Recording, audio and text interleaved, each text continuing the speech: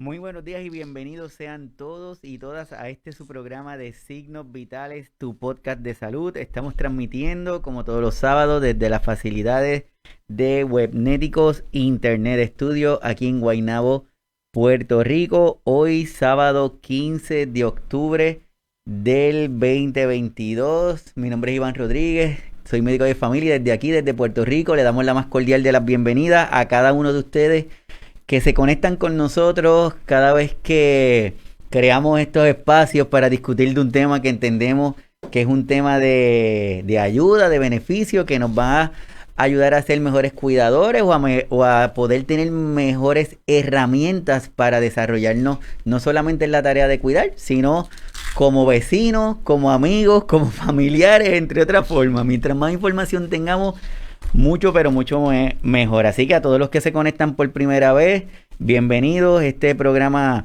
la intención que tiene es crearle la inquietud a cada uno de ustedes y que busquen más información para que mientras más información tengamos, mejor podemos hacer las cosas y definitivamente podemos cuidar mejor porque entendemos las condiciones de nuestros pacientes, nuestro familiar.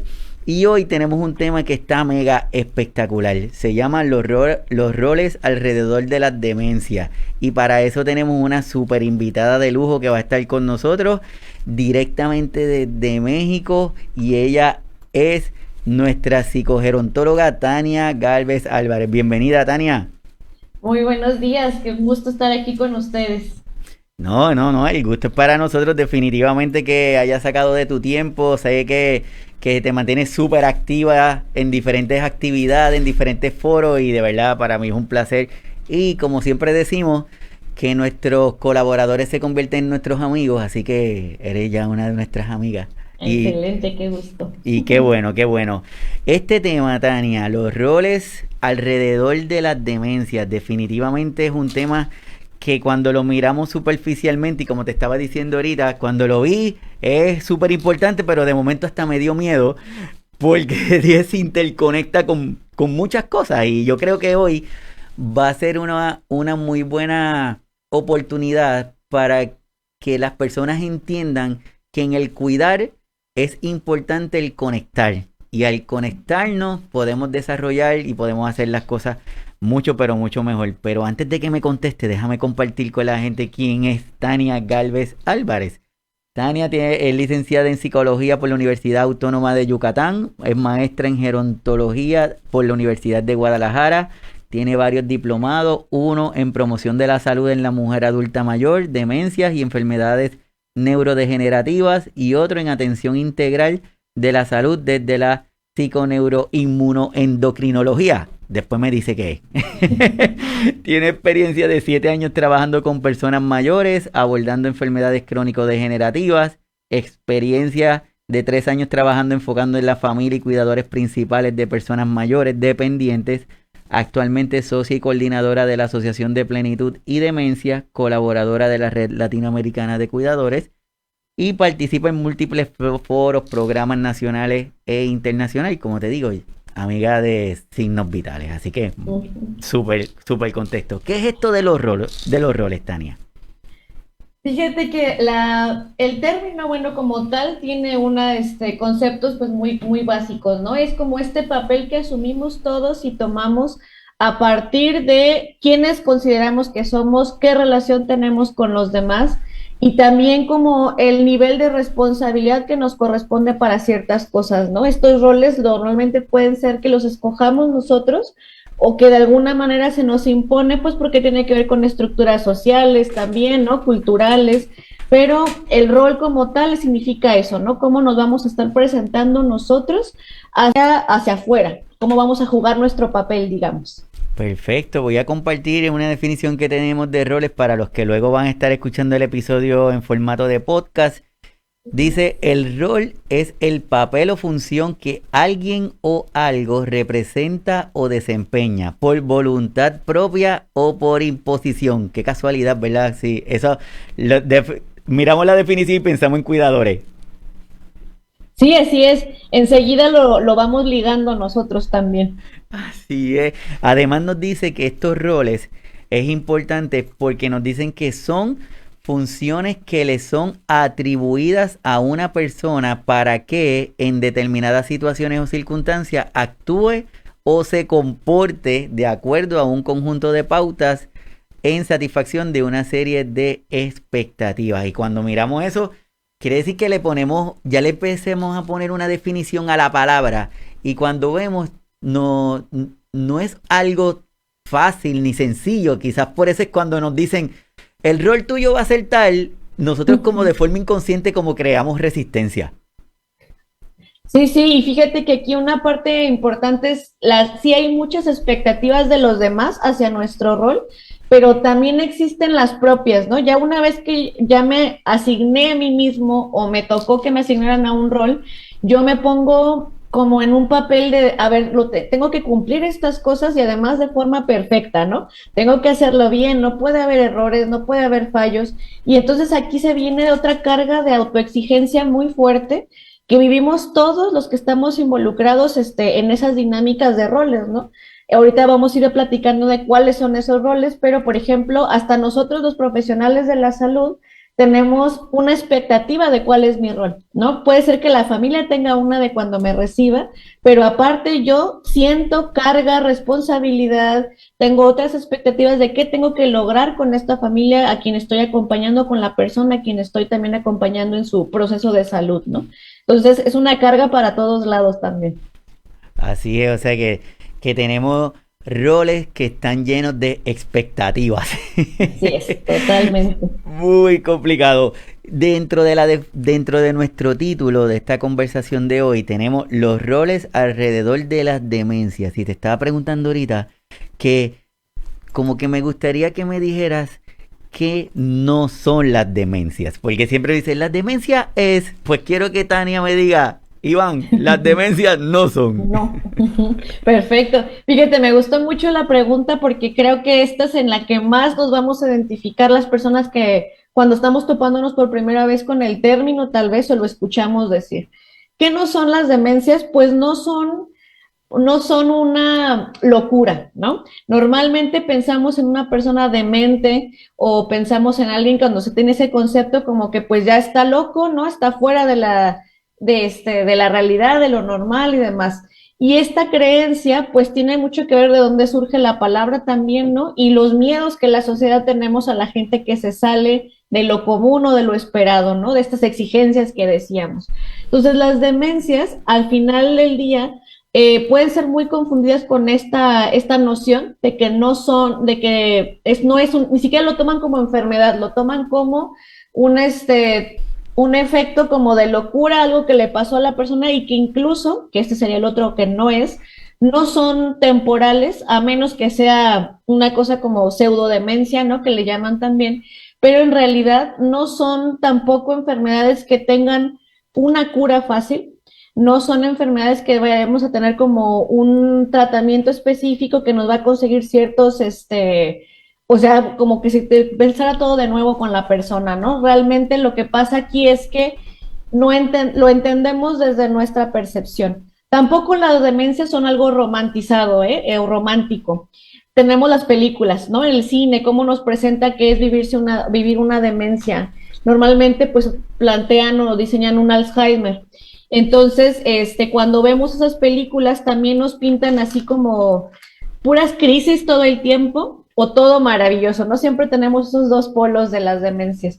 Crisis como que la persona está todo el tiempo llorando en desesperación, perdido, que se da cuenta de sus olvidos, o por el contrario, que la persona está como si nada y todos viven felices, cantando y muy maravilloso, ¿no?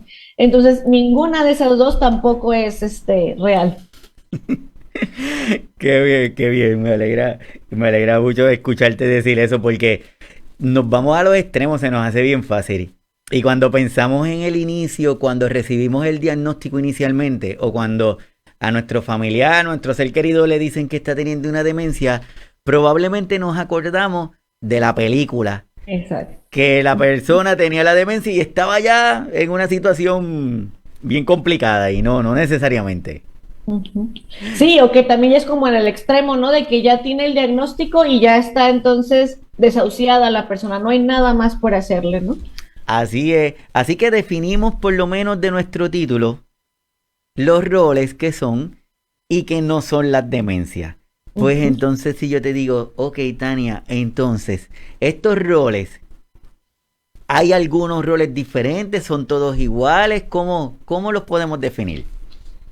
Fíjate, cuando estamos ya hablando de demencia, lo que nos hemos ido topando, yo creo que todos los profesionales de salud, es que está claro dos roles, ¿no? La persona que vive la demencia, y la persona que es el médico, ¿no?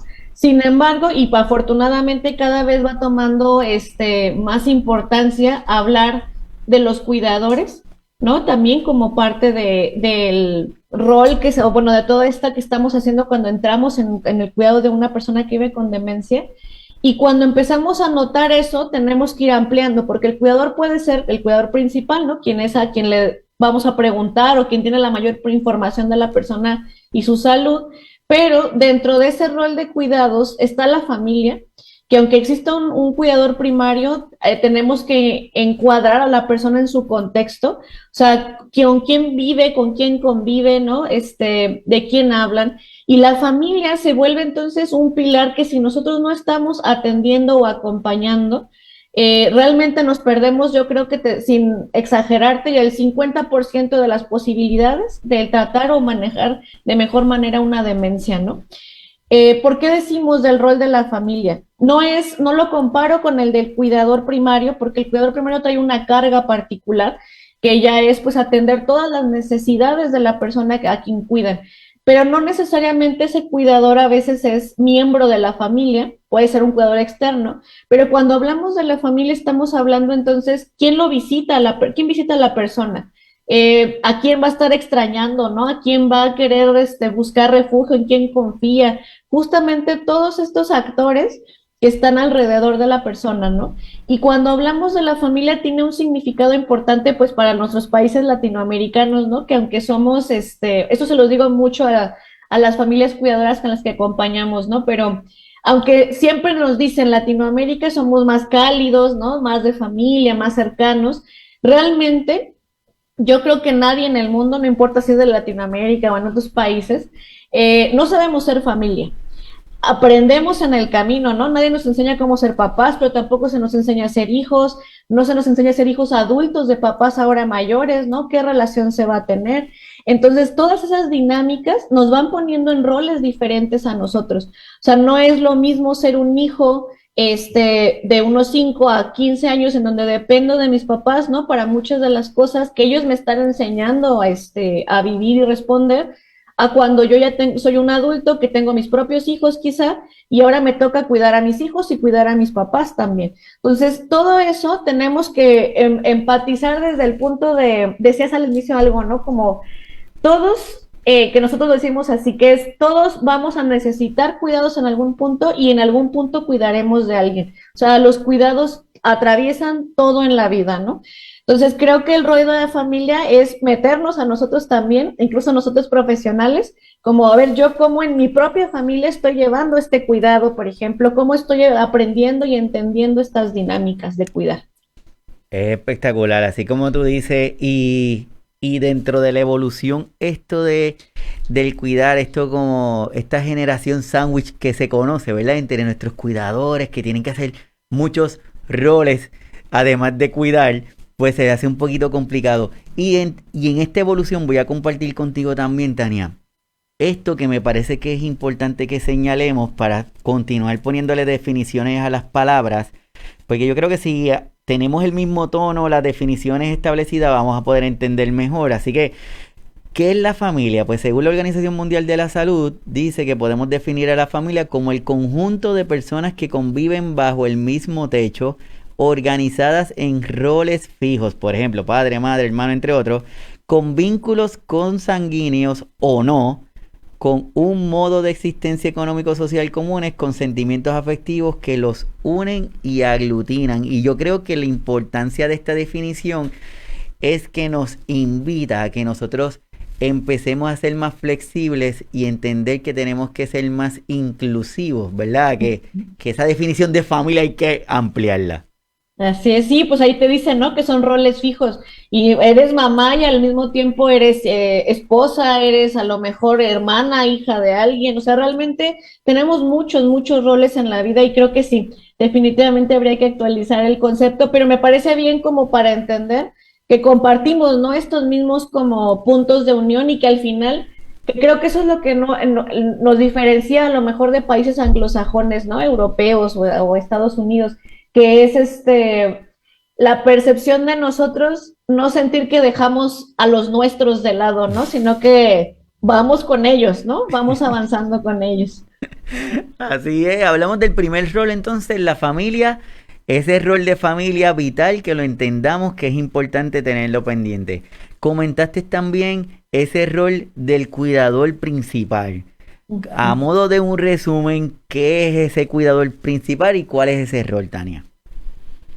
Cuando la familia recibe un diagnóstico de demencia o una enfermedad crónica degenerativa, lo primero que ocurre es una crisis, ¿verdad? Entonces las piezas de la crisis caen como pueden, se acomodan como pueden y por lo general hay una persona que toma la batuta o ahora sí que el carrito y lo empieza a manejar hacia las consultas, hacia vamos a decir, como a las citas médicas, a comprar los medicamentos, a resolver, a averiguar qué son las demencias, a averiguar qué es esto. Y normalmente quien toma ese rol, es el que sin querer, digo sin querer porque dudo que lo planeen así, empieza en los demás miembros de la familia como a decir, entonces, ¿qué dice él? ¿Qué opina él? ¿A dónde quiere que, o sea, que se enteró, que se informó? Quien toma ese rol normalmente pues ya sea por instituciones culturales también, un poco de género, a veces termina cayendo normalmente en una mujer de la familia. Es el común denominador, no es que no existan hombres cuidadores, pero hasta ahora el último dato que supimos de la ADI, que de la Asociación Internacional, sigue siendo el 95% de mujeres que hacen de cuidador principal. Y el rol de esta persona termina siendo atender o estar como al frente de todo lo que se va a ir haciendo por el familiar, porque es quien vive con él normalmente o quien sabe todas las actualizaciones de su estado de salud, quien nos puede decir, por ejemplo, qué necesita, qué le falta, si ya se logró tal cosa, ¿no? Es una persona que tiene una doble carga de no solo ocuparse de sus necesidades propias, sino ahora ocuparse de las necesidades de la persona familiar que está viviendo la demencia. Así es, y voy a compartir aquí bien rapidito también. Este es un perfil del cuidador informal, como está diciendo Tania. Eso es compartido con algunos datos de perfil de cuidadores en México, pero cuando lo leemos y vemos el detalle, es como que lo estamos replicando en cada uno de nuestros países. En el chat tenemos personas que están en Argentina, de Colombia, de Sudamérica. Y cuando lo leemos, pues tenemos esa idea de que se replica, lo que cambia es algunas cositas, pero esa esencia es la que se mantiene. Así que tenemos estos roles, tenemos el rol de la familia, tenemos el rol de nuestros cuidadores principales, que es, como tú dices, la persona que vamos a preguntarle, oye María, ¿cómo está doña? Hizo, dejó de hacer, le diste la pastilla, no le diste la pastilla, y es la que nos va a ayudar. Hay otro rol también, que son el rol, como estabas comentando ahorita, de los profesionales. Ese rol profesional que tiene que ir evolucionando en el cuidado. Voy a compartir esto bien rápido, Tania, también un momentito, que esto es una de las infografías que probablemente tú conozcas, que se llama el puente de los cuidados. Esto lo vi esta mañana, me llamó mucho la atención y lo traigo, porque yo creo que este es un momento de reflexión y preguntarnos, ¿cómo estaba? ¿Cuánto he aprendido? Y hacia dónde voy con ese aprendizaje. No puedo tener mucha información, pero que la información se quede en mi mente y no la pueda hacer. Así que ese rol de profesionales, ¿cómo sería? Fíjate que se combina con la imagen que acabas de compartir. Esa nosotros la hicimos en grupos de mujeres de cuidadoras que tenemos en la zona de Guadalajara, aquí en México. Y justamente lo que intentamos trabajar, pero que nos invita a estos roles de profesionales también, porque aquí son cuidadoras familiares y cuidadoras formales, ¿no? Ya no nos gusta el término cuidadores informales porque como que les quita un poco, ¿no? Ese peso que tienen cuando en realidad creo que son un actor principal en todo esto, pero justamente este puente de los cuidados lo que quiere decir es como empezar a ver con qué ideas iniciamos y cómo al aprender, ¿no? Al transcurrir y que acompañar a una persona que vive con una demencia, alguna dependencia, pues vamos generando recursos nuevos. Y eso nos ocurre también a los profesionales, ¿no? Que me parece que se vuelve bien importante porque nosotros tenemos esta idea cuando se nos forma de, pues tenemos las actualizaciones en investigaciones, tenemos mucha responsabilidad en el cargo de darle información verídica a las personas porque están confiando en nosotros. Y por ejemplo, los médicos creo que sobre todo tienen esta carga que son como nuestra guía en salud, ¿no? O sea, es como el líder que nos va a decir sí o no de lo que se está diciendo o haciendo. Y aquí lo que platicábamos un poquito también fuera del en vivo, ¿no? Tiene que ver con que nosotros como profesionales tenemos que entender que nosotros no somos, y a lo mejor esto a ver qué tal te suena, pero no, y qué tal le suena a quienes nos están escuchando, pero no somos los responsables de la salud de la otra persona.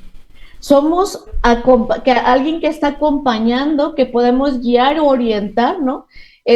O facilitar algunas cosas para el bienestar de la otra persona, pero al final del día tú puedes hacer una recomendación perfectísima de qué hacer con la familia o la persona, y dependerá de la persona y la familia si lo hacen o no.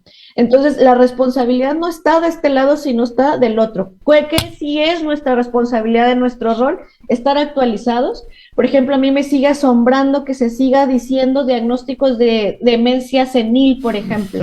Entonces, es una burla, ¿no? Digo, 2022, hemos pasado un montón de cosas, pero entendemos que los procesos de aprendizaje de la sociedad en general los llevamos lento, ¿verdad? También con un pasito ahí. Pero, por ejemplo, nosotros tenemos que saber cómo actualizar eso, cómo poderle decir. Si yo me atrevo a decir que es una demencia senil, no solamente estoy metiendo otro estigma, estereotipos y, por supuesto, edadismo, ¿no? Sino que aparte lo que estoy haciendo, estoy limitando y cuarteando a la persona la posibilidad de entender qué está viviendo y cómo puede irlo mejorando, ¿no? Que yo creo que eso es lo más importante. Entonces, nuestro rol sí es clave, pero fíjate que yo diría, y a lo mejor esto pega con lo que del ego que platicábamos profesional, pero no somos el principal, no somos el rol principal en esta dinámica de cuidados, ¿no? O sea, creo que somos parte importante, se tiene que ir uniendo, pero definitivamente no nos podemos poner tampoco como poseedores de la única verdad, porque si no, lo que hacemos es que limitamos el crecimiento y el potencial de la propia familia o la persona a quien estamos orientando.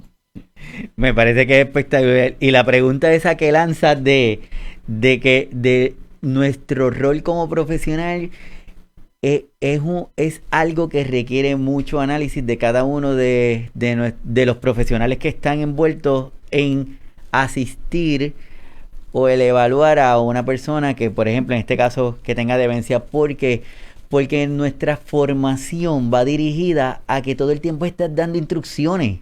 Y entonces, bueno, en el caso de nosotros, ¿verdad? Cuando tú estás en el hospital, nosotros le damos órdenes médicas. Entonces, cuando está fuera son recomendaciones. Entonces, tenemos que tener la capacidad de hacer ese switch, porque si no, podemos caer en lo que tú dices. ¿Qué es que yo te dije, Tania, que tenías que hacer? Pero en algún momento me detuve a verificar si Tania entendía la instrucción. Porque como entendemos que ya yo te lo dije, asumo que lo entiendes y si no lo hace, pues hay algo terrible. Ajá, sí, sí. Y fíjate, Iván, yo creo que hasta nos podremos traer un tema de conversación de esto al respecto también porque tiene que ver con... Hablamos nosotros, por ejemplo, como les digo, que es cuidados, o sea, ustedes médicos, los psicólogos, nosotros, los otros profesionales, gerontólogos, nutriólogos, ejercemos también un tipo de cuidado con la persona a quien estamos acompañando, ¿no? Que ya ni siquiera les queremos decir pacientes, justamente porque queremos que sean actores activos, ¿no? Vivos y que estén decidiendo por su salud. Pero yo creo que podríamos girarnos mucho en torno a esta parte también de discutir, porque tiene que haber reciprocidad en los cuidados. Se nos olvida también, por ejemplo, que nosotras somos humanos también, que tampoco dormimos, que también nos cansamos, que también nos estresamos. Oye, a veces llega uno a la casa con los casos particulares de personas y familias a las que acompañamos, ¿no? Entonces, también hay que tener o sea, es que cuidarnos en comunidad, que ya iremos platicando, es justamente eso, ¿no? Como integrarnos también a esto, porque además mientras yo estoy ejerciendo mi rol de profesional, también puedo estar en sobrecarga, También Mm. puedo entrar, por ejemplo, en desgaste o descuido de mi propia salud. Y nuestra responsabilidad es entender que estamos envejeciendo como sociedad. ¿Cómo están envejeciendo esos cuidadores? ¿Cómo vamos a envejecer los profesionales que decimos, hagan ejercicio, coman bien, duerman bien, y nosotros no dormimos bien? ¿A qué hora hacemos ejercicio, no? O sea, muchas cositas así. De momento te dejé de escuchar, no sé por qué. Ah, No es sí, mentira, ¿verdad? mentira, mentira. Se cortó ahí la transmisión.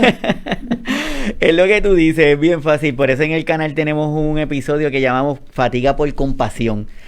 Porque nosotros necesitamos entenderla y dentro de nuestro rol de cuidar y querer, como te digo, estamos programados, estamos educados para estar todo el tiempo pendiente de otro. Y si de momento tú me dices que tengo que yo mismito tomar una pausa, pues como que te voy a mirar medio extraño, como que... Entonces, pues, a los que no han visto ese episodio en el canal pueden ir. Así que tenemos el rol de la familia, tenemos el rol del cuidador que está todo el tiempo ahí, tenemos el rol de nuestros profesionales, cualquier persona que esté a cargo o que esté interactuando con nuestro familiar, con la persona que necesita ese cuidado. Pues entonces, ¿cuál, cuál va a ser? O hay alguna persona, hay alguien que le podamos decir, mira, el rol de esta persona va a ser fundamental para lograr hacer todo lo que los demás profesionales quieren que se haga con este paciente. Sí, claro, por supuesto, el cuidador formal que le damos tan poquita realce y yo creo que es como el director de la orquesta a veces también, ¿no? El cuidador formal viene a ser la persona que está capacitada, formada y entrenada, digamos, porque pues son diferentes conceptos, en el cuidado de la persona a quien está atendiendo. Nosotros no le damos la importancia tan clave que tiene para este cuidado en demencias, pero creo que en cualquier otra enfermedad también. Cuando hablamos de un cuidador formal, es quien va a estar al tanto, o sea, él nos comunica y nos une a todos los otros roles, porque aunque está directamente con la persona, tiene esta forma de sensibilizarse a qué está necesitando, a ver incluso la dinámica familiar, su mismo entorno, y empieza a darnos información tan importante. Por ejemplo, ahora en la pandemia veíamos mucho cuando los cuidadores formales nos contactaban, les decía, no, a ver, pues teníamos videollamadas, entonces veíamos el espacio. ¿Sabes qué? No está abriendo las cortinas, pues todo está así como muy cerrado, hay que hacer eso. O sea, cosas que a lo mejor no parecen relacionadas a la cuestión de enfermedad, ¿no? Pero que abonan a la salud y el bienestar de la persona. Entonces, el cuidador formal está hasta mal pagado, todavía no es una figura que tengamos nosotros como bien definida y yo creo que tendría que ser hasta ya una cuestión, ahora si no bueno, me meto aquí como en conflictos, pero ¿sabes qué? Yo pienso que es hasta una cuestión de política pública que Ujú. debería de ser accesible para que todos pudiéramos contar con un cuidador que claramente esté bien pagado y que si yo no puedo pagarlo, pues pueda también subsidiarse de alguna manera, ¿no? Porque es el que salva a la familia, es el que nos complementa a nosotros profesionales para que lo que se está ejecutando y es quien está acompañando a la propia persona. Entonces también al final de cuentas creo yo que ese rol es así que la cerecita del pastel, ¿no? Si no se tiene. Estoy completamente de acuerdo contigo y a través de también las ideas, los mitos que se han puesto que cuentan, no, Tania, es que eso soy chévere, pero es que es caro, pero es que mira, no puedo, es que no consigo, es que no sé. Y tal vez lo que tú has recomendado, que es, si nosotros nos detenemos, si pensamos, si analizamos, si conocemos cuál verdaderamente es la necesidad, porque tal vez la necesidad que tiene la familia sea identificar un cuidador durante la mañana, no tiene que ser todo el día, o tal vez Exacto. sea durante la tarde, pero si no nos sentamos y lo analizamos, pues no vamos a poder definirlo. Y es que además es como platicamos hace un ratito, nos vamos al extremo, ¿no? Es o todo el tiempo que está el cuidador formal o nada. O sea, no entendemos estos tintes medios que yo creo que, fíjate que la demencia es una maestra, ¿no? Muy importante para esto y entenderlo, nuestros propios límites también y estas exigencias que decíamos, porque me pongo en estas dinámicas de buscar a alguien que cuide. Nosotros, por ejemplo, en nuestros programas de cuidadores, que son como formaciones para ellos, les enseñamos a las familias a cómo elegir un cuidador, porque es tan importante ese rol que estás eligiendo, ¿no? O sea, que tiene que ser alguien, por supuesto hay muchos miedos, que si les van a hacer daño, que si los van a violentar, miedos reales. barreras reales, ¿no? Por supuesto que si el gasto y demás, pero cuando empezamos como a concentrarnos en todo lo que nos impide conseguir una cosa, que nos es más fácil siempre saltar a lo, no lo puedo hacer por tal, los pretextos vamos a decir, ¿no? Nos damos cuenta que nos estamos cerrando a oportunidades que pueden ser mixtas, que pueden ser más cortitas, por ejemplo, y empezar a entender que hay otras posibilidades que a lo mejor siguen siendo inaccesibles para todos, porque claramente hay una cuestión que sabemos que hay privilegios también en la salud, ¿verdad? Entonces, sabemos que no toda la gente lo puede costear, pero en esa creatividad que los humanos somos capaces de tener, creo que podemos generar nuevos recursos y formas de, bueno, no puedo esto como lo ideal sería, pero que sí puedo, ¿no? O sea, que pudiera conseguir. Sí, sí, sí. Es pensar en el cómo sí podemos y no ver de los negativos, el por qué no, sino tal vez el por qué sí. Exacto. Y yo, Ujú. ya que estamos hablando de este tema, Tania, quiero reconocer a la Red Latinoamericana de Cuidadores que tú muy bien conoces, yo conozco, que hacen un trabajo inmenso ayudando, apoyando, educando, creando personas dentro de esta gran necesidad que tenemos de crear estos cuidadores y estas personas que tengan ese conocimiento, que aparte de tener el corazón, que tengan el conocimiento, Excelente. que puedan convertirse en ese director de la orquesta, como tú estabas diciendo. Tenemos a todo el mundo, pero necesitamos ese director de la orquesta. Así que reconocemos a la Red Latinoamericana de Cuidadores, a Juan Carlos, que siempre está con nosotros, de verdad, súper reconocido el trabajo que hacen. Así que, Que además Tania, nos une. no, une seguro. Tenemos hoy, te queremos sacar el jugo como decimos acá en Puerto Rico. Y, y ya tenemos estas cuatro áreas, estos cuatro roles del cuidado que yo creo que son esenciales. Pero tal vez alguien de los que está con nosotros compartiendo en el chat nos puede decir, pues ajá, pero ¿y cómo podemos ayudar entonces? Ya sé los roles, pero ¿cómo podemos ayudar? ¿Qué le podías decir?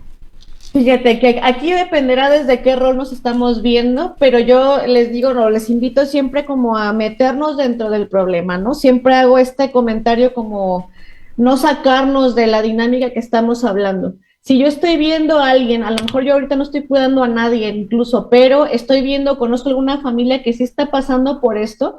Creo que una de las principales cosas es que necesitamos hablar de lo que estamos viviendo.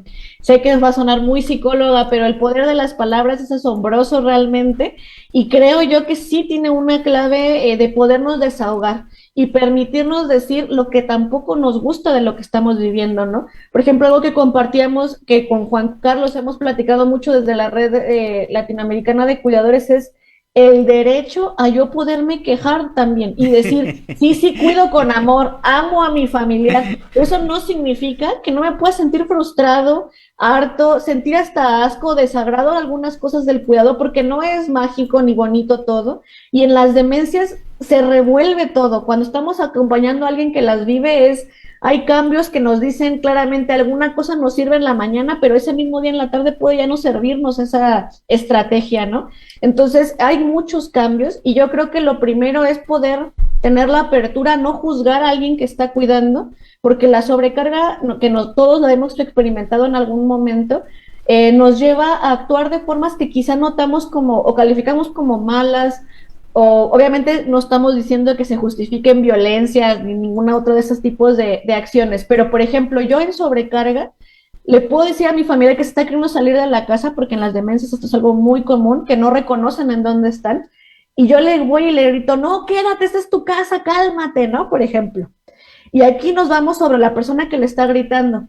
Pero luego no, hay que pensar, ¿no? A ver, ¿qué estaba pasando con la persona? Oye, se está queriendo escapar, se me puede perder, ¿qué puedo hacer? O sea, todo esto requerimos como con mucha empatía y apertura de cada vez más hablar que no tienen que ser bonitos y mágicos los cuidados. O sea, que tenemos el derecho a hablar de esta parte negativa también, de la sobrecarga y lo que nos implica. Y yo creo que esa sería una principal forma de cómo podemos ayudar prestar atención, porque al final, pues ya ves que la probabilidad de que tengamos una demencia a las demás personas es bien alta, cada vez va aumentando también. Y con el COVID, ahora que nosotros traemos el pánico de la ola, pero que viene de deterioro cognitivo, está imposible también, ¿no? O sea, tenemos que contemplarnos dentro de esa misma posibilidad y cómo queremos ser cuidados también nosotros.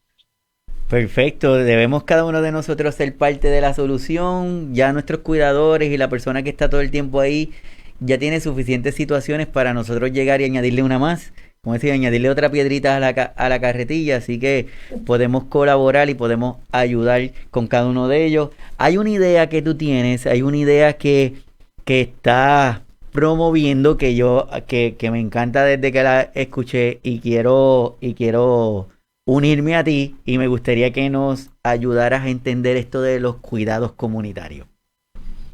Fíjate que esta noción viene, no es un término que yo acuñé, pero sí creo que me lo traje al área de la salud porque empezaba a ver la necesidad y la desesperación de esto que les digo, de sentir como, oye, pero yo no puedo pagar eso, no tengo estas posibilidades, ¿qué puedo hacer?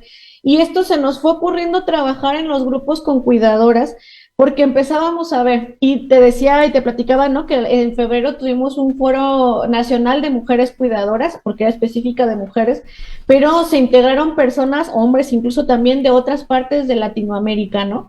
Y entonces nos parecía poderoso entender cómo en todos lados estamos experimentando las mismas cosas. Y desde la red latinoamericana siempre me gusta mucho esto que dicen ahí ellos, ¿no? Que es tenemos que empezar a generar recursos y estrategias desde nuestra cultura y no estarlas tomando de Europa, de otros países que tienen una connotación diferente, ¿no? ¿Qué podemos crear nosotros? Este concepto de los cuidados comunitarios es regresar a este entendimiento de nosotros formamos parte de una comunidad en donde nuestros abuelos, nuestros papás, y cada vez más es más difícil en la actualidad, se llevaban también con el de la tiendita, con el vecino, con que los de la cuadra, que se iban a la iglesia, que veían como todas estas interacciones que habían en la sola colonia, ¿no? En un espacio chiquito de casas. Pero había tanta interacción que los hijos salían y jugaban también, ¿no? Por ejemplo, eso a mí ya no me tocó porque no nos dejaban salir así. Pero ese tipo de cosas, por ejemplo, creo yo que eran muy valiosas justo porque permitirían, si imaginamos a una persona que vive con demencia y se desorienta, que se sale de su casa, pero todos en la colonia lo conocen, saben dónde viven, saben el teléfono de la hija o hijo cuidador principal, saben todo, hasta lo pueden invitar a tomar un café, ¿no? Por ejemplo, y decirle, espérese, si quiere aquí podemos esperar a su hija. Entonces, esto, por ejemplo, es empezar a regresarnos a nosotros de, no estoy yo sola como isla en mi casa, viendo cómo atiendo a mi familiar que tiene una demencia, ¿no? Si no soy parte de un sistema, de una comunidad, de un pueblo, ¿no? De un estado que al final puede responder de otras maneras. Empezarnos a conocer, yo creo que eso sería un punto. Pero fíjate que nosotros la propuesta que traíamos es, oye, yo no puedo contratar sola a un cuidador, por ejemplo, pero sé que tengo a dos conocidas más, por ejemplo, que su familiar está más o menos en la misma situación, y esto es una historia verídica porque fue de un grupo de cuidadoras con las que ocurrió. Vamos entonces a cooperar para que venga un cuidador formal unas 4 horas, creo que eran 4 horas. Llevamos a nuestro familiar, obviamente habían diferentes grados de dependencia, a la casa de una de ellas y ese cuidador cuida, obviamente con su justo pago y todo, cuida durante esas 4 horas a nuestros familiares y nosotras, por ejemplo, nos vamos al café, nos vamos al cine, nos vamos a ver a dónde pasear también, pero es salirnos un ratito de ese cuidado. Esa es una que fue muy bonita y muy idónea, pero si no la otra es, se reunieron con los propios familiares a quienes cuidaban, por ejemplo. Entonces, eso también se me hacía muy bonito porque fue así estamos cuidando, estamos atendiendo a nuestro familiar, pero hay alguien conmigo, con el que puedo platicar, con el que podemos reírnos de algo, ¿no? Entonces, la sobrecarga disminuye, la cantidad de gasto también puede ser una reducción importante porque estamos compartiéndolo entre otras personas, pero aparte nos damos luego cuenta que en la misma calle donde yo vivo, en el mismo edificio donde yo vivo, hay más gente así. Entonces empiezo a sentirme parte de y empezar a generar estas nuevas estrategias que creo que se tienen que ir fortaleciendo y también llenando pues de más creatividad porque pues no las tenemos del todo resueltas, ¿verdad? Pero se puede a partir de ahí. Así es, yo creo que es espectacular, de verdad, y me encanta esa idea porque es que a veces todo lo pensamos dentro de un cajoncito. Entonces, si la primera la hicimos y no nos salió, pues ya no se puede. Entonces, hasta que a alguien se le dice, pues mira, quizás lo miramos de esta otra forma y así lo podemos hacer. Así que luego me gustaría que los que nos están viendo y los que luego lo comparten, lo ven en el canal de YouTube, nos escriban, nos hagan comentarios, qué opinan de estos cuidados comunitarios y qué ideas se le ocurren para podernos ayudar Así es. en esta área. Así que es súper espectacular. Tania, de verdad que este es un tema súper extenso, me encanta cómo tú lo desarrollas, yo sé que todas las personas que están con nosotros lo van a pasar súper bien. Mira, Tania, nosotros estamos hablando de este tema de los roles en las demencias, pero qué bueno que es Hilario porque esto lo podemos extender. Esto no solamente esos roles en un paciente que tenga demencia, sino un paciente que tenga otras condiciones Claro. neurodegenerativas, ¿verdad? Ujú. Sí, así es. Que yo creo que esa es invitación para otros temas ahí, ¿no? También para estar discutiendo luego. Sí, te vamos a tener aquí, te vamos a tener. Bueno, a todos los que están conectados, muchísimas gracias por estar con nosotros. Yo espero que esto les cree la inquietud y que sigan buscando, que comuniquen, que busquen, que identifiquen otros recursos que estén cerquita, porque tal vez también usted como cuidador o cuidadora está medio encerrado en aceptar información porque tiene miedo, pues rompa el miedo, acéptelo, busque y ya usted verá que la va a pasar súper bien. Bueno, Tania, a modo de resumen, ¿qué le podemos decir a estos cuidadores, a todo el mundo que está conectado y que va a ver luego el episodio por las diferentes plataformas? No, pues yo los invitaría a que empezáramos a unir esfuerzos. Siempre estamos muy desarticulados, ¿no? Cada quien haciendo nuestra tarea enorme, desde nuestros rincones. Pero la verdad es que esto es una cosa compartida. Entonces creo que merecemos generar más espacios en donde podamos hablar de esto, generar nuevas ideas, compartir recursos que nos hayan servido y definitivamente que aunque se sienta algo abrumador porque es algo que nos llega de pronto, ¿no? A las familias y a los cuidadores, pues siempre hay oportunidades que podemos crear y sobre todo en la parte de comunidad. Aquí hay muchos grupos de apoyo gratuitos, nosotros desde de Plenitud y Demencias tenemos varios también en línea virtuales para esta parte, pero pues podemos seguir eso, estrechando lazos, ¿no? Poder seguir compartiendo otros recursos que podamos tener y pues sobre todo no claudicar. Siempre hay nuevas formas de seguir acompañándonos. Así que de verdad para mí es un placer, un honor y que hayas querido estar aquí con nosotros. Espero que te hayamos tratado bien para que quieras volver a Por regresar. supuesto, sí. Así que muchas gracias a todos los que se conectaron. Espero que estas conversaciones que tenemos les sirvan. Le pedimos por favor que se muevan a la página de nosotros, Signos Vitales. Estamos en Facebook, se conecten ahí para que cada vez que surja el programa, que se vaya en vivo, ustedes reciban una notificación, igualito que pase en el canal de YouTube para que reciban la comunicación cada vez que el programa esté en vivo. Así que nos vamos a estar viendo por ahí. El sábado que viene tenemos otro super tema, también otra psicóloga que va a estar con nosotros desde México también. Tania va a estar con nosotros hablando de un tema que lo hablamos mucho, pero como que no nos han dicho qué es. Como que aquí cuando queremos que nos digan las cosas claras, nosotros le decimos que lo digan en arroz y habichuela, que sea algo sencillo. Pues Así vamos es. a estar hablando del tema de estimulación cognitiva. Así que es un tema súper amplio, pero es súper interesante y para ello vamos a tener a Paulette Colín, que es una psicóloga desde México. Así que los invitamos para que se conecten con nosotros. Tania, agradecido, espero que tengas un súper lindo día, semana y que vuelvas a estar con nosotros acá. Claro que sí, cuando me invites, un gusto, que estén muy bien. Saludos hasta Puerto Rico. Chévere, sí, bye, se cuida.